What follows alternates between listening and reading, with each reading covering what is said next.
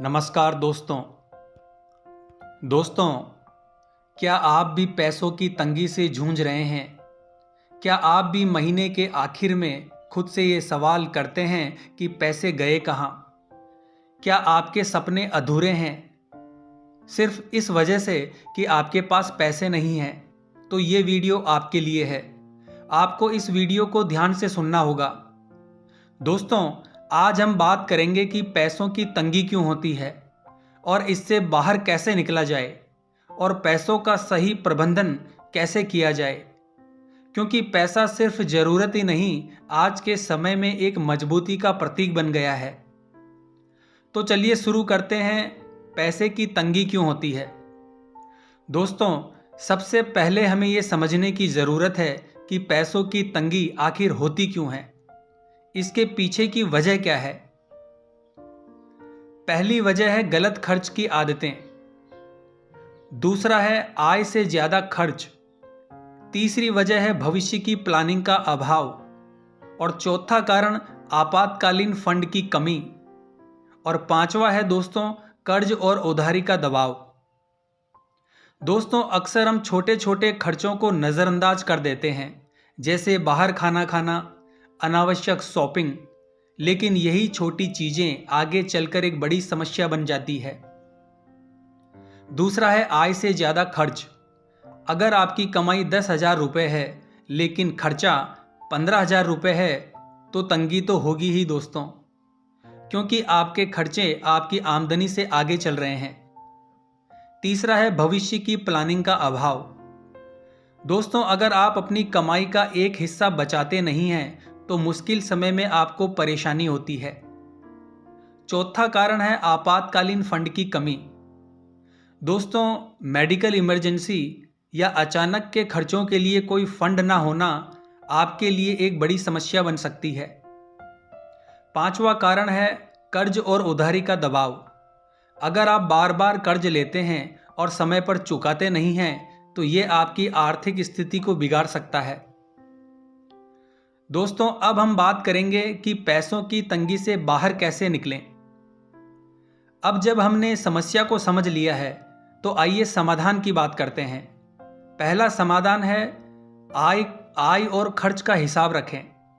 एक नोटबुक आपको बनानी है जिसमें पूरे महीने का जो भी आपका खर्चा होता है उसको लिखना है, ताकि आपको सही तरह से पता चल सके कि आपका पैसा कहाँ जा रहा है। दूसरा समाधान है प्राथमिकताएं तय करें। तीसरा उपाय है बचत की आदतें डालें, क्योंकि पैसा कहता है आज तुम मुझे बचाओगे तो मुसीबत में मैं तुम्हें बचाऊंगा। चौथा उपाय है कैसे भी करके कर्ज को न बढ़ने दें, अपितु कर्जे से छुटकारा पाएं। पांचवा समाधान है आय के नए स्रोत खोजें ताकि हम अपनी आमदनी को बढ़ा सकें। दोस्तों, इनकम और खर्च का हिसाब रखें और हर महीने का बजट बनाएं। एक डायरी में अपने खर्चों को नोट करें, इससे आपको पता चलेगा कि पैसा कहाँ जा रहा है। फिजूल खर्ची बंद करें और अपनी ज़रूरतों को प्राथमिकता दें, जैसे पहले घर का किराया और राशन। दोस्तों, बचत की आदत डालें। कम से कम अपनी आय का 20% हिस्सा बचाइए। इसे आप फिक्स डिपॉजिट, म्यूचुअल फंड्स या पीपीएफ में डाल सकते हैं। कर्जे से छुटकारा पाने की कोशिश करें। सबसे पहले छोटे कर्ज चुकाएं, इससे आपका आत्मविश्वास बढ़ेगा और धीरे धीरे आप बड़े कर्ज भी चुका पाएंगे। आय के स्रोत खोजें। पार्ट टाइम जॉब या अपने स्किल्स को ऑनलाइन प्लेटफॉर्म पर बेचकर आप अतिरिक्त कमाई कर सकते हैं।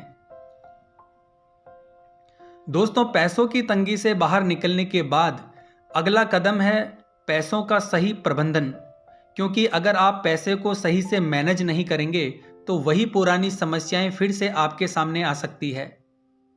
आपातकालीन फंड बनाएं, निवेश में ध्यान दें, साइड इनकम को बढ़ावा दें, भविष्य की योजनाएं बनाएं। अपनी आय का 50% जरूरतों पर, 30% इच्छाओं पर और 20% बचत पर खर्च करें। दोस्तों, ये एक आजमाया हुआ तरीका है। तो आपातकालीन फंड बनाएं कम से कम 6 महीने की आय के बराबर फंड हमेशा अलग रखें।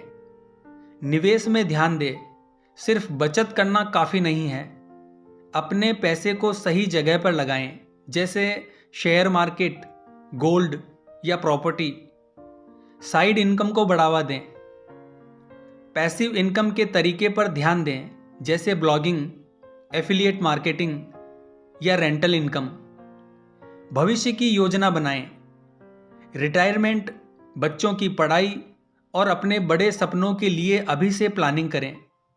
तो दोस्तों याद रखें कि पैसों की तंगी एक स्थायी समस्या नहीं है। सही प्लानिंग, अनुशासन और मेहनत से आप इससे बाहर निकल सकते हैं। ये आपकी ज़िंदगी है और इसे बेहतर बनाना आपके हाथ में है। अगर ये वीडियो आपको पसंद आया हो तो इसे लाइक करें, अपने दोस्तों और परिवार के साथ शेयर करें। जय हिंद, जय भारत।